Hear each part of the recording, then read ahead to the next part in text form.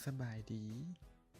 ข้าพเจ้าชื่อท้าวสุริวรณ์ ศรีวรรณคำ คณะศึกษาศาสตร์กุคณิตศาสตร์ปี 4 มหาวิทยาลัยแห่งชาติ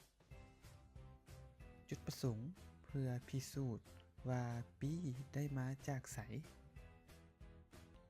ทับอิฐแต้มรูปวงมนก่อน ต่อมาขีดเส้นแบ่งรูปวงมน ถ้าเฮาเอาวงมนวางใส่เส้นหัวหน่วย ต่อมาเฮาเปลี่ยนวงมนเป็นเส้น แล้วเฮาสิรู้ว่าปีนั้น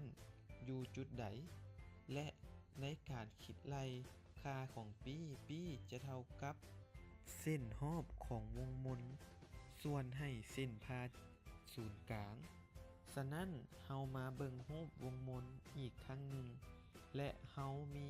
เส้นผ่าศูนย์กลางเท่ากับ 1 และปีจะเท่ากับ 3.1415 นอกนั้นเฮาลองแต้มรูปวงมนในขนาดที่ต่างกัน และเฮาจะเห็นว่าเส้นผ่าศูนย์กลางที่ต่างกัน เฮาสิเห็นว่าวงมนแม่นจะเท่ากับปี สรุปแล้วปีแม่นใช้ได้กับทุกวงมน